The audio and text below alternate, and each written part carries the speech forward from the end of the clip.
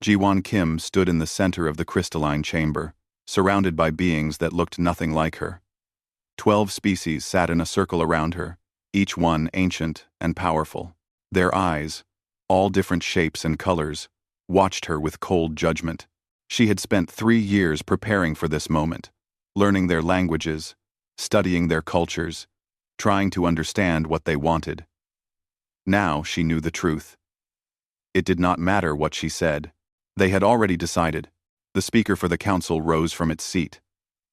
It was tall and thin, with skin that shimmered like oil on water. When it spoke, its voice echoed through translation devices that hung in the air. Humanity has been evaluated. We have studied your history, your wars, your violence. We have seen what you do to each other and to your own world. The verdict is final. Earth and all human settlements are hereby quarantined. You will remain within your solar system. No faster-than-light travel will be permitted. No communication beyond your borders will be allowed. Ji-won felt her heart sink, but she kept her face calm. We came here in peace. We asked only for a chance to prove ourselves. We have ended our wars. We have unified our world. What more do you want from us? Another council member spoke, this one covered in thick fur with too many arms. You unified because you found us. You stopped fighting each other because you found new enemies to fear. We have watched species like yours before. You are dangerous. You spread like fire, consuming everything. We will not allow you to burn the galaxy. The barriers activated before Ji-won could respond. Energy fields stronger than anything humanity had ever created surrounded Earth's entire solar system. She felt them through the ship's sensors as she traveled home. Invisible walls, locking humanity away from the stars. The trip back to Earth took weeks, and every day she thought about what she would tell her people. How do you explain that the galaxy does not want you? How do you tell 8 billion humans that they are prisoners in their own home? When she arrived, Commander Dong-hyun Park was waiting for her at the military base. He was a tall man with sharp eyes and a reputation for seeing problems differently than others. They rejected us, he said. It was not a question. Worse, they locked us in. Ji-won handed him the data files. These barriers will destroy any ship that tries to leave. They will block all our communications. As far as the galaxy is concerned, we no longer exist. Dong-hyun studied the data for a long moment. Then he smiled, which surprised her. Good. Good? How is any of this good? Because now they will not be watching us closely. They think we are contained. They think we are helpless. He pulled up a star map on the large screen. But space is big, Ji-won. Very big. Bigger than 12 old species can monitor perfectly. Over the next weeks, Dong-hyun gathered a team. Hyori Choi was a scientist who had spent her life studying alien biology. She had examined every piece of data humanity had collected about other species. She noticed something strange in the records. The council says they represent all spacefaring civilizations, she told the group. But I have found signals from at least 40 other species that are not part of their council. Some of these signals are old, like they have been broadcasting for centuries. Minho Lee was an engineer who had helped build humanity's first faster-than-light engines. Those engines no longer worked because of the barriers, but he was not discouraged. The barriers detect our engine signatures, he explained. They recognize our technology and shut it down. But what if we built engines that do not look like ours? What if we copied designs from other species, mixed them together in new ways? The barriers might not recognize the signature. They might let us through. It took 2 years. 2 years of secret construction in the asteroid belt, far from Earth where the Council's sensors could not see clearly. They built a ship unlike anything humanity had made before. It was small and strange, with engines that used principles borrowed from 3 different alien designs that they had studied from old broadcasts. They called it the Wanderer. Ji-won volunteered to be on the first crew. Dong-hyun wanted to send soldiers, but she refused. If we find other species out there, We cannot meet them with weapons. We need to meet them as friends, as equals. As people who understand what it means to be rejected, the Wanderer launched on a cold morning. 8 crew members, 1 small ship, and a universe of unknown dangers. They flew toward the edge of the solar system, toward the barriers that had caged them for 2 years. The barriers shimmered in their sensors, deadly and absolute. Minho's hands shook as he engaged the modified engines. The ship slipped through. For a moment, nobody breathed. They were outside, beyond the prison. The barriers had not detected them. They were free. They flew for 3 weeks toward the nearest signal that Hiyori had identified. It came from a small system with 2 planets, far from any Council territory. As they approached, they received a transmission. It was not in any language they knew, but the translation software worked slowly, piecing together meaning. Unknown vessel, identify yourself. Are you with the Council? Ji-won responded carefully. No. We are humans from Earth. There was a long pause. Then the response came, and Ji-won could hear emotion in the alien voice, even through the translation. No. We are Velour. We were rejected too. We refused to send our children to fight their wars, so they cut us off. We have been alone for 80 years. You are the first ship to answer our signals. How did you escape your quarantine? Ji-won looked at her crew. They were all smiling now. We built our own way, she said. And we think there are others like us. Others the Council has rejected or forgotten. We want to find them. We want to build something new. The Velour invited them to land. When Ji-won stepped off the ship and saw the 6-limbed aliens waiting for her, she felt something she had not felt in years. Hope. The Council had tried to bury humanity in isolation. They had tried to make humans disappear. But they had made a mistake. They had assumed that being rejected would break the human spirit. Instead, it gave humanity a purpose. Out here, in the dark, away from the Council's light, there were others. Forgotten species, rejected civilizations, people who had been cast aside and told they did not matter.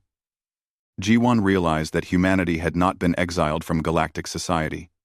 They had been freed to find the real galaxy, the one the Council tried to hide.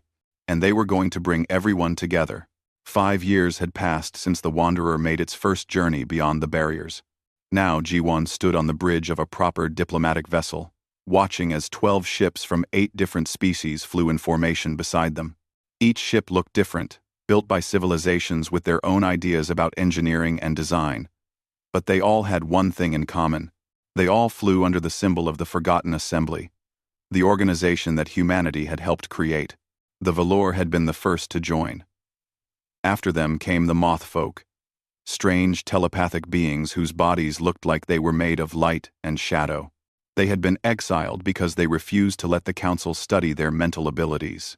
The Council wanted to turn their telepathy into weapons, and when the Moth Folk refused, the Council declared them dangerous and locked their world away. Then came the Duronians, who looked like walking mountains of stone and metal. They were engineers and builders, but the Council feared their industrial power. The Duronians could construct massive structures in space, cities that floated between stars. The Council said this was too advanced, too dangerous. Really, they were afraid that the Duronians would build things the Council could not control. Taejin Bey had become humanity's chief diplomat. He was a quiet man, who listened more than he spoke, and the alien species respected him for it. He understood that each species had been hurt by the Council in different ways. Some had lost colonies, some had lost their freedom, some had lost millions of their people. Taejin treated every story with respect, and slowly, trust grew. Sora Han was the reason they knew so much about the Council.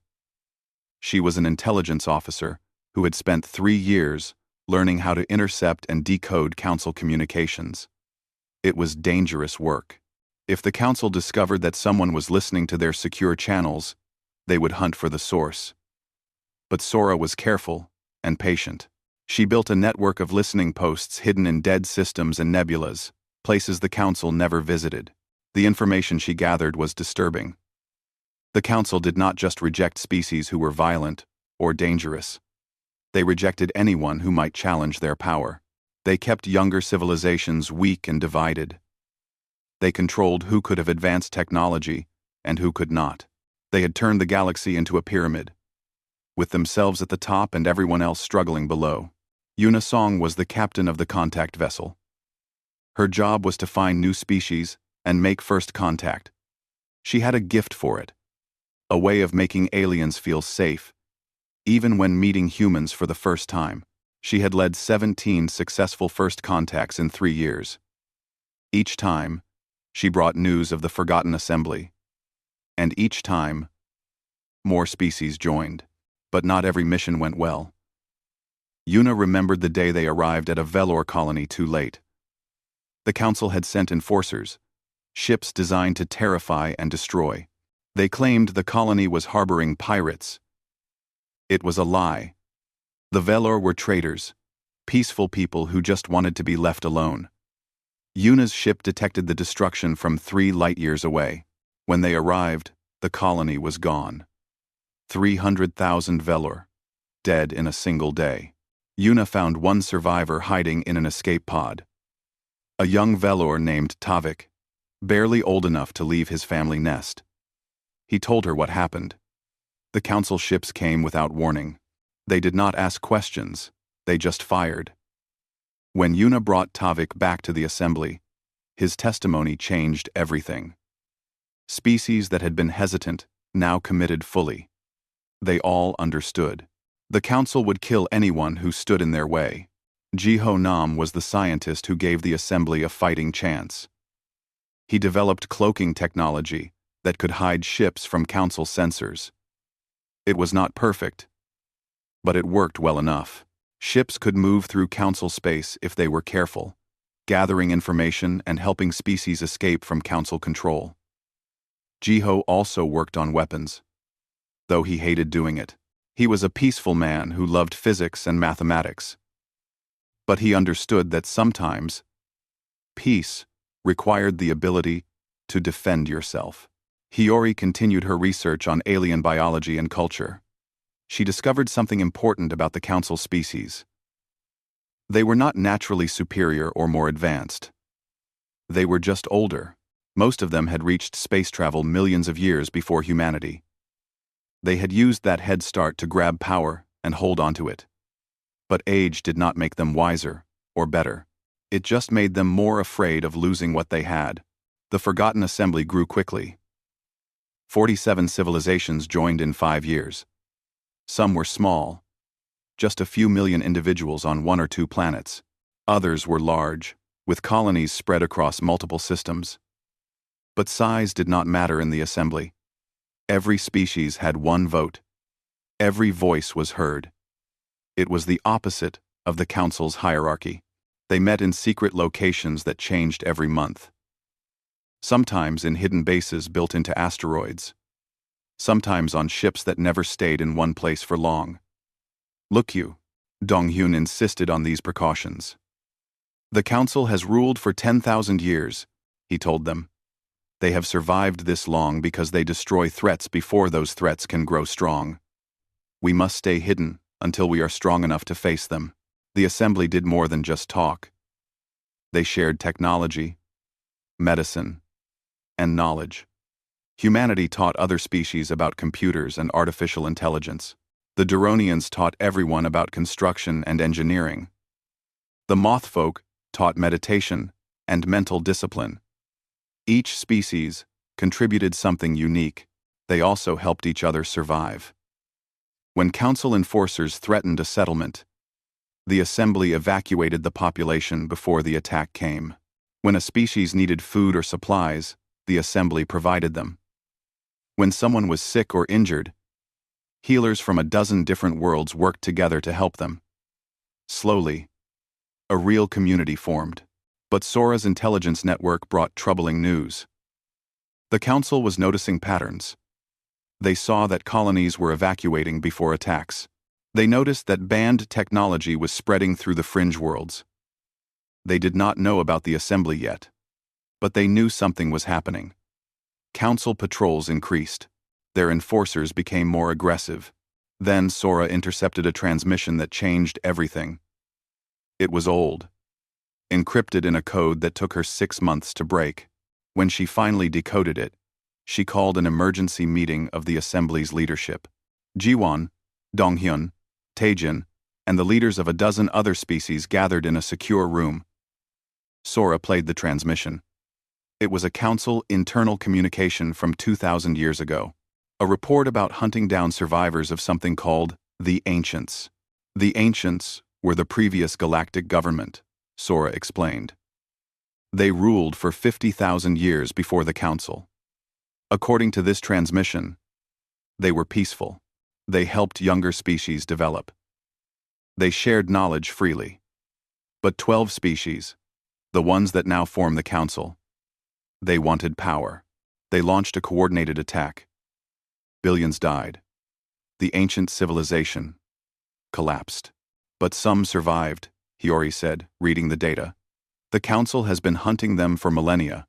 Taejin looked at the list of species the council had been watching for signs of ancient contact. His face went pale.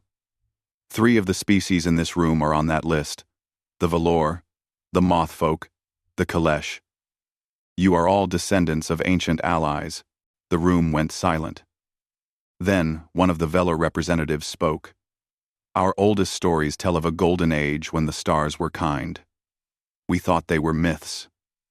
You are saying they were history? Yes, Sora said. And the council has been keeping this secret. They built their power on genocide and lies. They do not want anyone to know that a better galactic government existed before them.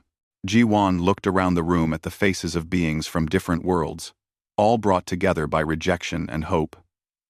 Then we are not just building an alternative to the council, she said. We are rebuilding what they destroyed. Outside, in the darkness of space, the assembly's ships waited in silence. 47 civilizations, forgotten and rejected, now united. The council thought they had buried the past. They thought their secrets were safe. But humanity had found those secrets, and they were about to change the galaxy forever. The council enforcer ships appeared without warning in the Duronian system. 6 heavy cruisers, each one capable of destroying a planet's defenses. They broadcast a message claiming they were investigating pirate activity. The Duronians knew better. There were no pirates here. This was punishment for resisting council authority. Yuna's ship was in orbit when the enforcers arrived. She had been delivering medical supplies to the colony below. Get everyone to the evacuation ships, she ordered her crew. We have maybe an hour before they start firing. But the enforcers did not wait an hour. They opened fire within minutes. Yuna watched in horror as energy beams struck the surface, turning homes into dust and rock into glass. 300,000 Duronians lived in that colony. They were artists and engineers, families with children, elders with centuries of wisdom. The enforcers did not care. They fired until nothing moved below. Yuna wanted to fight back, but her ship had no weapons. She could only watch and record everything. The evidence would matter later. When the enforcers finally left, satisfied with their massacre, Yuna took her ship down to the surface. They found 12 survivors hiding in deep underground bunkers. 12 out of 300,000. She brought the survivors and the recordings to Donghyun. He watched the footage in silence, his face carved from stone. When it finished, he looked at Yuna. They left no witnesses. They did not expect anyone to survive or see what they did. They were wrong, Yuna said quietly. Donghyun called together his fleet commanders. Over the years, humanity had been building ships in secret. Not exploration vessels or cargo haulers. Warships, fast, deadly, and equipped with technology that Jiho and his team had developed. They called it the Shadow Fleet, because the ships could hide from sensors and strike without warning. Admiral Sun Wukang commanded the strike division. She was a veteran of Earth's last wars before unification, someone who understood violence but did not enjoy it. "The Council thinks they are untouchable," Sun Wu said to her captains. "They think they can kill whoever they want without consequences. We are going to teach them differently."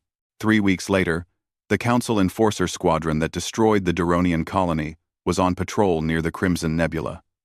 Their sensors detected nothing unusual. The nebula was full of radiation and debris, the kind of place ships avoided. They did not know that 12 human warships waited inside that cloud, hidden and silent. Sun Wu gave the order. The Shadow Fleet emerged from the nebula at full speed.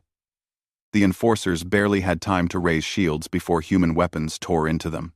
Jiho's new weapons used focused particle beams that could pierce Council shields. It was technology the Council thought impossible. Within 10 minutes, all 6 enforcer ships were destroyed. No survivors. No wreckage large enough to analyze. The Shadow Fleet vanished back into the nebula like ghosts. The Council did not understand what happened. Their ships simply disappeared. They sent investigators, but found nothing. This happened again 2 months later, when another enforcer squadron attacked a Velour trading post. The Shadow Fleet was there within hours. Again, the Council ships were destroyed completely. Again, no evidence was left behind. The Council began calling it the Ghost Fleet. They did not know who controlled these mysterious ships. Some Council members thought it was a rogue faction of their own people. Others suspected the Ancients had returned. None of them suspected humanity. After all, humans were locked away in their solar system, contained and helpless. That was what the Council believed, but not every operation succeeded. Huan Xin led ground operations, teams that went to Council-occupied worlds to rescue dissidents and gather intelligence. He was a former soldier who fought with determination and creativity. One mission went wrong when Council security detected his team on a fortress world. They barely escaped, and 2 team members died covering the others' retreat. Huan carried their bodies back to the ship himself, refusing to leave them behind. The war stayed hidden from most of the galaxy. The Council did not want to admit they were losing ships. The Assembly did not want to reveal their existence yet, but everyone involved knew the stakes were rising. Each attack, each rescue, each victory brought them closer to the moment when the Council would discover the truth. Taejin continued diplomatic work, but now with added urgency. 32 worlds needed evacuation, because Council purges were coming. The Assembly Fleet worked constantly, moving millions of refugees to hidden systems. Taejin coordinated everything, making sure no one was left behind. He barely slept. His staff worried about his health, but he refused to rest. Eunji Park was a xenoarchaeologist who spent her time studying ancient ruins. She traveled to dead worlds where the ancients once lived, searching for clues about their technology and culture. On a frozen planet at the edge of known space, she found something incredible. A vault, sealed and hidden for thousands of years. The lock was a puzzle that required knowledge from multiple species to solve. Eunji brought representatives from all 47 assembly species to that frozen world. Working together, combining their knowledge and perspectives, they solved the puzzle. The vault opened. Inside were weapons that made Council technology look primitive, shields that could absorb any energy attack, engines that could cross the galaxy in days instead of months, medical devices that could heal injuries thought impossible to treat, and data files, millions of them, containing the entire history of the ancient civilization. "This is what they were afraid of," Eunji said, standing in the vault with tears on her face. "This is why the Council hunted the ancients so viciously. They knew that if anyone found this technology, the Council's power would end." Minho and his engineering teams began studying the ancient technology immediately. Some of it they could understand and reproduce. Other devices were so advanced that even understanding their basic function took months. But each breakthrough gave the Assembly an advantage. Meanwhile, Sora's intelligence network made a critical discovery. She had been tracking unusual council communications, trying to understand their strategy. What she found was worse than anyone expected. The council was not just fighting pirates or enforcing laws. They were running systematic extermination campaigns against species they considered threats. Juan decided the galaxy needed to know the truth. He took footage from dozens of council attacks, including the Duronian massacre. He compiled evidence of council war crimes, going back centuries. Then he broadcast it on every open communication channel in the galaxy. Billions of people, across hundreds of worlds, saw the truth about the council. For the first time, the reaction was immediate. 16 worlds under council control erupted in rebellion. Citizens who had believed council propaganda now understood they were living under tyrants. Council forces tried to suppress the uprisings, but that only made things worse. More species joined the rebellions. Council authority began to crack, but the broadcast had consequences. The council now knew that someone was organizing against them. Someone with resources, intelligence, and the ability to strike anywhere. They mobilized their security forces to find the source of the Ghost Fleet and the broadcasting network. It took them 6 months, but eventually they found a clue. A council spy infiltrated a forgotten assembly meeting and learned about humanity. He discovered that humans were not contained in their solar system as everyone believed. He learned that humans were leading the resistance. He sent this information to the council before Sora's people caught him. When the message reached the council chambers, there was silence. Then, rage. The species they had dismissed as too primitive and violent had been destroying their fleets and organizing half the galaxy against them. It was humiliating. It was unacceptable. It was terrifying. The council convened an emergency session. They voted unanimously. 3,000 warships, the largest fleet ever assembled, would travel to Earth's solar system. They would destroy humanity completely, leaving no survivors and no trace that humans ever existed. The Grand Armada would launch within 3 months. When Sora intercepted the orders and brought them to the assembly leadership, everyone understood what this meant. The hidden war was about to become very public. The council was coming for Earth with overwhelming force. Humanity faced extinction, and the 46 other species in the Forgotten Assembly had to make a choice. They could scatter and hide, hoping the council would not find them. Or they could stand with humanity and fight back. Jiwan called for a vote. The chamber was silent as representatives from 46 different species considered the decision. This was not just about helping humanity. This was about deciding if they believed in the assembly enough to risk everything. One by one, the representatives stood. All of them, 46 species, forgotten and rejected, choosing to stand together against the power that had oppressed them all. The vote was unanimous. The galaxy's true powers were done hiding in the shadows. War was coming, and they would meet it together. The Council of 12 sat in their crystal chamber, but for the first time in 10,000 years, they felt something they had not experienced in millennia. Fear. The holographic display showed casualty reports from 20 separate incidents. 63 warships lost.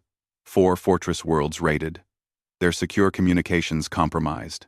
And now, rebellions spreading across 16 member worlds. The tall council member who had exiled humanity years ago spoke first. We were told the Ghost Fleet was a minor problem. Pirates with stolen technology. But these reports describe coordinated military operations across half the galaxy. Someone is waging war against us. Number 1. Another council member, the one covered in thick fur, pulled up tactical data. The ships use technologies from multiple species combined in ways we have never seen. They strike with precision, leaving no evidence. They seem to know our patrol routes and communication schedules. We have a serious intelligence breach.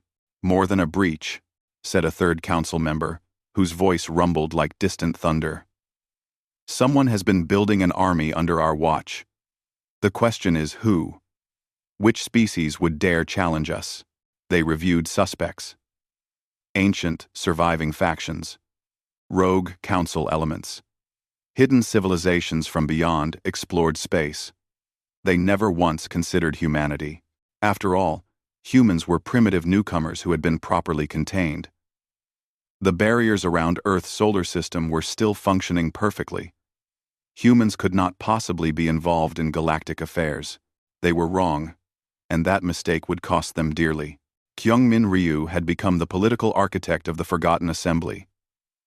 He was a diplomat who understood how to build consensus and create lasting institutions. While Donghyun planned military operations and Taejin handled first contact, Kyungmin worked on something equally important. He was writing a charter, a set of principles that would bind the assembly together. The Charter of Free Worlds declared that no species had the right to rule over another, that all civilizations deserved the chance to develop without interference, that the galaxy was large enough for everyone to thrive without conquest or domination. It was everything the Council was not. 47 species signed it, pledging to uphold these principles even at great cost. But principles alone would not stop 3,000 Council warships. Donghyun knew they needed intelligence about the Grand Armada. He called on Daeun Lim, the best pilot in the Shadow Fleet. "I need you to do something incredibly dangerous," he told her. "I need you to fly into Council Core territory and gather information about their fleet." Daeun was young, barely 30. But she had reflexes that seemed almost superhuman. She could fly a ship through asteroid fields at speeds that should have been impossible. "Give me the fastest ship we have," she said. "I will bring you what you need." She took a small scout vessel, equipped with the best cloaking technology Jiho could create. For 6 weeks, she flew through Council space, dodging patrols and scanning military installations. She recorded everything: fleet compositions, weapon capabilities, command structures. She even managed to land on Vexera Prime, the Council's capital world, and infiltrate their orbital archives. The information she brought back was both valuable and terrifying. The Grand Armada was not just 3,000 warships. It was 3,000 of their best warships, including dreadnoughts that could destroy moons and carriers that held thousands of fighter craft. The Council was not taking chances. They intended to obliterate Earth and send a message to anyone else who might resist them. But Daeun also brought something else. She had stolen 10,000 years of suppressed history from the Council archives. Evidence of civilizations destroyed, genocides covered up, technologies stolen and claimed as Council innovations. This was proof of everything the Assembly suspected. The Council had built their empire on lies and murder. Seo Jun-an was a cryptographer who had been working on breaking Council quantum communication codes. It was thought to be impossible. The codes changed constantly and were encrypted in ways that required impossible amounts of computing power to crack. But Seojun was not just smart. He was creative. Instead of trying to break the codes directly, he found a flaw in how the codes were generated. It took him 2 years, but eventually, he did it. The Assembly could now read every Council communication in real time. This gave them a weapon more powerful than any ship. They knew what the Council was planning before the plans were even finalized. They knew which worlds would be attacked, which fleets were being mobilized, which Council members were arguing behind closed doors. Information was power, and the Assembly now had more information than the Council realized. Min Ji-oh was a medical officer who made a disturbing discovery while treating refugees from Council attacks. She found traces of biological agents in their systems. Not natural diseases, but engineered ones. The Council had been developing bioweapons, diseases tailored to target specific species. Some of these weapons were already deployed, causing plagues that the Council then blamed on natural causes or poor hygiene. When Minji presented her findings to the Assembly, the anger was immediate. The Council was not just oppressing species through military force. They were committing biological warfare against civilian populations. Children were dying from diseases the Council created. This was evil on a scale that shocked even those who already knew how ruthless the Council could be. Juan took teams to 3 different Council research facilities. They raided the labs, destroyed the bioweapon stockpiles, and rescued scientists who were being forced to create these horrors. Some of the scientists joined the assembly willingly, grateful to escape the work they had been compelled to do. Others needed convincing, but all of them provided valuable intelligence about Council capabilities. The raids on Vexara Prime's orbital archives were particularly daring. Sunwoo led the operation personally, taking 5 ships deep into the most heavily defended system in Council space. They used ancient cloaking technology to slip past sensors, but they still had to disable station defenses once they began downloading data. For 40 minutes, they held off Council security while Seo Jun's team copied everything they could access. They escaped with casualties. 3 ships made it out. 2 did not. 78 assembly personnel died defending the download. But those 78 bought knowledge that would change the war. The stolen archives contained not just history, but also tactical data, fleet movements, and communication protocols. The Assembly now understood the Council's military structure better than most Council members did. As the Grand Armada assembled near Vexara Prime, preparing for the journey to Earth, Council intelligence finally identified humanity as the source of the resistance. The discovery came from multiple sources: intercepted communications, captured Assembly personnel who broke under interrogation, and analysis of the Ghost Fleet's tactics, which showed distinctly human strategic thinking. When the Council learned the truth, their rage was absolute. The species they had dismissed was responsible for everything. The attacks, the rebellions, the intelligence breaches, all of it traced back to humans. It was humiliating beyond measure, and it made them more determined to destroy Earth completely. But fear was there too. The Council members had studied human history. They knew humanity's capacity for violence and innovation. They had exiled humans precisely because they seemed dangerous. And now those dangerous humans had spent years preparing, building alliances, and developing weapons. The Council had given humanity time and motivation. They had created their own worst enemy. Jiwan watched the Grand Armada's progress through Sora's intelligence network. 3,000 ships moving together, enough firepower to crack a planet's crust. They would arrive at Earth in 3 months. The Assembly had that long to prepare for the largest battle in galactic history. She called a meeting of all 47 species. Representatives filled the massive chamber, faces showing determination and fear in equal measure. "The Council is coming," Jiwan said simply. "They are coming to destroy Earth and punish everyone who stood with us. We can scatter, we can run and hide, and hope they do not find us. No one would blame you for choosing survival." The chamber was silent for a long moment. Then, Tavik stood up. He was the young Velour who had survived the colony massacre years ago. He was older now, a respected voice in his community. "My people died because the Council wanted to send a message. If we run now, their deaths meant nothing. I say we fight." One by one, other representatives stood. The Mothfolk, the Duronians, the Kalesh, species that had never met before the Assembly, brought them together. Species that had every reason to hide and protect themselves. All standing together, choosing courage over fear. "Then we fight," Jiwan said. "We go to Earth, and we make our stand. Win or lose, the galaxy will know that the Council can be challenged.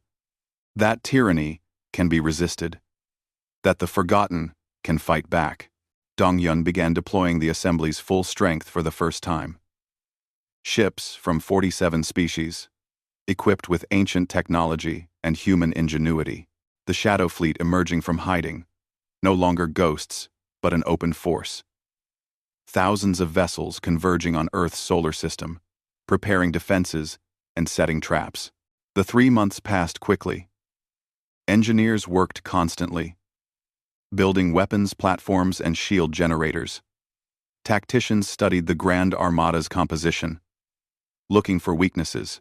Civilians on Earth and other Assembly worlds were evacuated to safe locations, just in case the defenses failed. Finally, the day arrived. Sensors detected the Grand Armada entering the outer edge of the solar system. 3,000 Council warships, ancient and powerful, coming to destroy humanity and crush the rebellion. But when their sensors cleared and they saw what waited for them, the Council fleet stopped. Earth was not helpless. Earth was a fortress. Hundreds of ships flying colors from dozens of species. Weapon platforms that radiated energy signatures the Council had not seen in thousands of years. And on every communication channel, a single message playing on repeat. Donghyun's voice, calm and certain. "You should have left us alone." The Grand Armada hung in space at the edge of Earth's solar system, 3,000 warships gleaming against the darkness. On the command ship, the Council Admiral stared at his displays in disbelief. The reports claimed humanity was contained, helpless, locked away behind barriers. But the solar system ahead was anything but helpless. It was a fortress that made even ancient Council strongholds look vulnerable. Defensive platforms surrounded every major body in the system. Ships from species the Admiral recognized, and many he did not, flew in precise formations. Energy signatures showed technology that should not exist anymore. Ancient designs that the Council had spent millennia trying to erase from history. This was impossible. And yet, it was real. Donghyun's message played again across all frequencies. "You should have left us alone." Simple words, but they carried weight. The Council had spent 10,000 years believing they were untouchable. Now they faced an enemy who was not afraid. The Council Admiral, a being named Thex from one of the founding species, opened a communication channel. "I am Fleet Admiral Thex of the Council Armada. You are harboring enemies of galactic order. Surrender humanity and disband your illegal organization. Do this, and the rest of you may live." Jiwon responded from Earth's orbital command center. "I am Jiwon Kim, Chancellor of the Commonwealth of Free Worlds. We are not your subjects. We do not recognize your authority. If you want war, you will have it. But know this: we will not fight alone, and we will not fight to lose." Thex cut the communication and turned to his tactical officer. "Begin the attack. Target the defensive platforms first. Once they are destroyed, we will deal with the ships." The Grand Armada moved forward in perfect formation, thousands of vessels advancing like a wall of metal and energy. Their weapons charged, ready to unleash destruction. But before they could fire, the solar system itself seemed to wake up. Ancient weapons platforms that had been dormant for thousands of years activated. These were not simple turrets or missile batteries. These were artifacts of a civilization that had mastered the physical laws of the universe. Energy beams lanced out from positions scattered across the solar system, moving at speeds that made conventional weapons look frozen. Council shields flashed and failed under the assault. 6 dreadnoughts were destroyed in the first 10 seconds of combat. Sunwoo watched from her flagship as the ancient weapons tore into the Council formation. "Shadow Fleet. Engage at will. Target their command ships. Cut off their coordination." The Shadow Fleet had been waiting in hiding, positioned in asteroid fields and behind moons. Now, they burst from concealment. Hundreds of human warships, equipped with technology that could pierce Council defenses. They hit the Grand Armada's flanks, targeting communication ships and command vessels. Explosions bloomed in the void as Council officers realized too late that their formations were falling apart. But the Council fleet was not helpless. They had experience and numbers. Thex reorganized his forces, pulling back from the ancient weapons range and concentrating fire on the Shadow Fleet. Council carriers launched thousands of fighters. Council cruisers formed walls of overlapping shields. They were adapting to the battle, using their superior numbers to grind down the defenders. That was when the Forgotten Assembly revealed their full strength. Ships from 47 species, each one bringing unique capabilities to the fight. The Duronians deployed siege weapons that could punch through even dreadnought armor. The Mothfolk used their telepathy to coordinate fleet movements with impossible precision. Valor vessels moved in swarms, too small and fast for Council targeting systems to track effectively. And across the galaxy, the 16 worlds that had rebelled against Council authority launched their own attacks. Council supply bases were destroyed. Garrison fleets found themselves under assault from the populations they were supposed to control. The Grand Armada was not just fighting one battle at Earth. They were fighting dozens of battles across hundreds of light years. The Battle of Sol, as historians would later call it, lasted for 3 days. 3 days of constant combat, ships exploding and reforming, tactics evolving minute by minute. The space around Earth became a graveyard of wrecked vessels from both sides. Thousands died every hour. The scale of death was horrific, but neither side could afford to retreat. On the second day, Sun Wu led a strike force deep into the Council formation. Their target was Thex's command ship, a massive dreadnought that coordinated the entire Grand Armada. It was surrounded by hundreds of escorts, shielded by overlapping defensive fields. Getting to it should have been impossible, but Minho had been working with ancient technology for years. He had learned how their shields worked and how to overload them. The strike force carried weapons specifically designed to create cascading failures in Council defensive systems. They flew straight into the heaviest concentration of Council ships, taking terrible casualties. 12 vessels out of 30 made it through.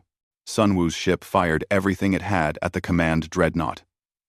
Ancient particle beams, human missiles, Duronian siege cannons. The combined firepower overwhelmed the dreadnought's shields in seconds. The massive ship broke apart, its reactor detonating in a flash of light that could be seen from Earth's surface.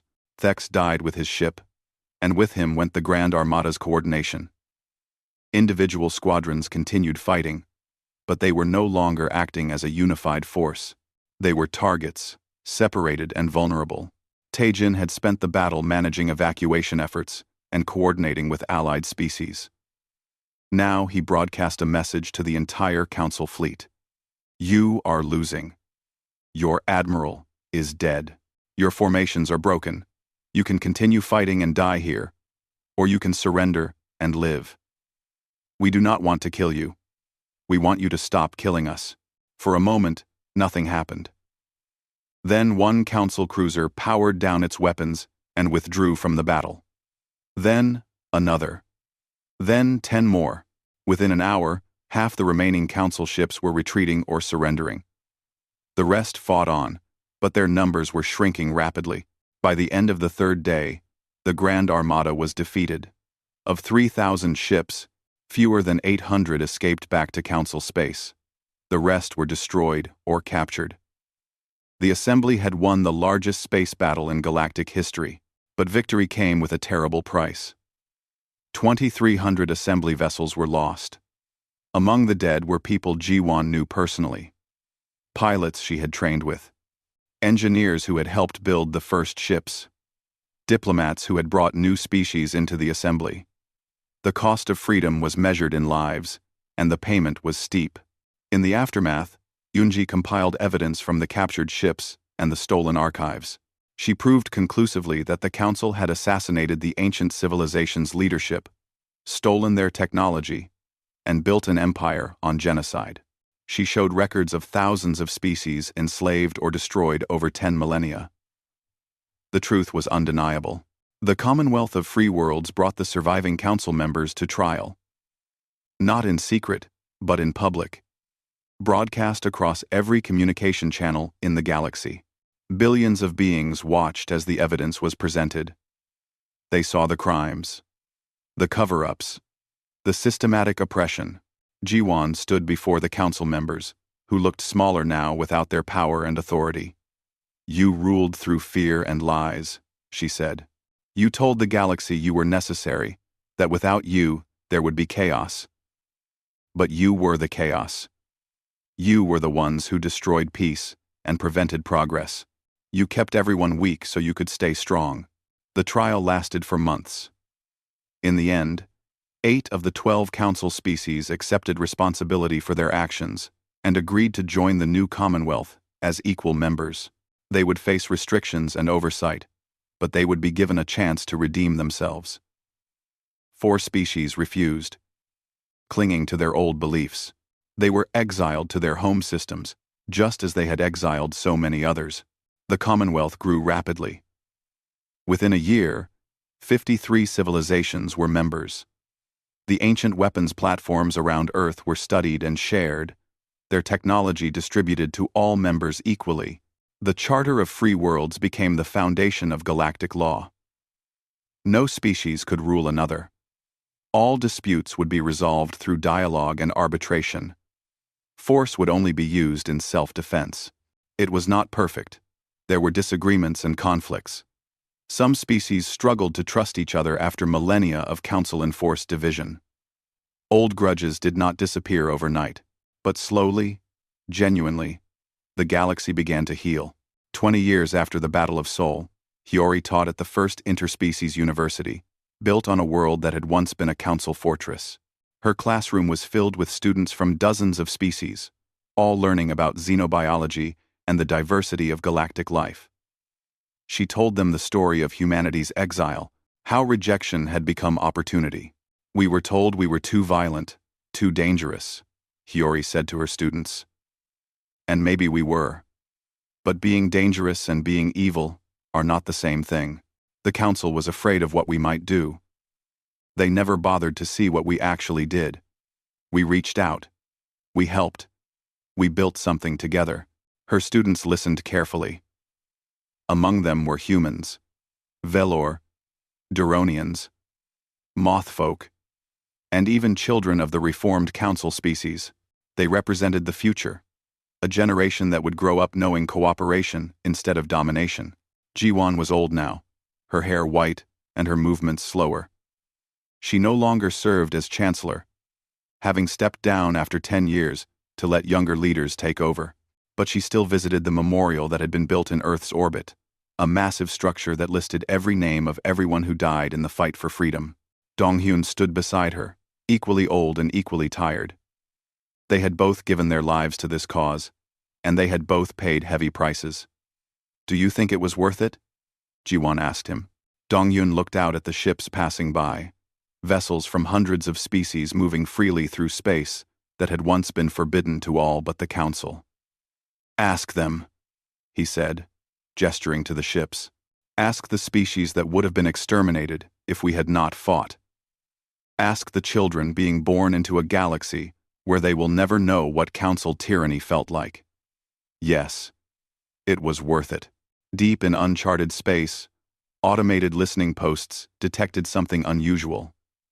A signal, strong and clear, using ancient encryption protocols. It had been broadcasting for weeks before anyone noticed. When Commonwealth cryptographers finally decoded it, the message was simple.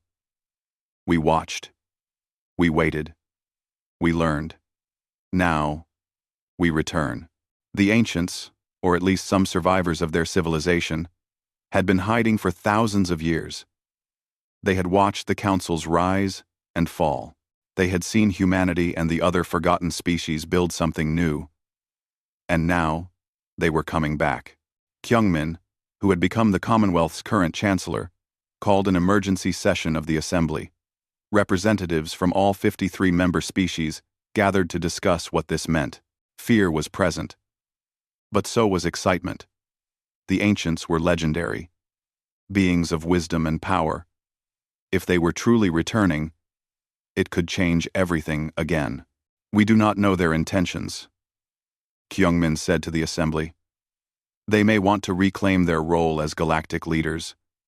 They may want revenge against the species that betrayed them, or they may simply want to go home after thousands of years in exile." Taejin, now the Commonwealth's chief diplomat, spoke up. "Whatever they want, we will face them as we have faced everything else. Together, united. We learned that lesson from humanity. Separately, we are vulnerable. Together, we are strong." The assembly voted to send a delegation to meet the ancients when they arrived. The delegation would include representatives from all member species, including the reformed council members. They would approach with open hands and open minds. Whatever came next, the Commonwealth would face it as equals, not as subjects. Jiwan heard the news from her home on Earth. She was too old to travel now, but she watched the preparations with interest. Humanity had been banished from the stars, because the Council feared what they might become. In the shadows, humanity had built something the Council never expected. Not a rival empire, but a community. Not a new tyranny, but a true commonwealth. She thought about the young woman who had stood in the council chamber years ago, listening to the judgment of exile. That woman had been devastated, thinking her species had lost everything. She had been wrong. They had not lost anything. They had been freed to find their true purpose. The galaxy was not perfect. It never would be. There would always be conflicts and challenges. But it was better now than it had been under the Council. It was more just, more equal, more alive with possibility. And if the ancients were truly returning, perhaps they would see what the forgotten species had built and approve. Outside her window, ships moved through Earth's sky. Human vessels and alien ones, all flying together under the banner of the Commonwealth. The stars that had once been forbidden were now open to everyone. Humanity had been cast out. But in the darkness, they had found light. They had found friends. They had found themselves. And they had shown the galaxy that even the rejected could build something beautiful. The future was uncertain. But for the first time in 10,000 years, it was also hopeful. And hope, Ji-won knew, was the most powerful force in the universe.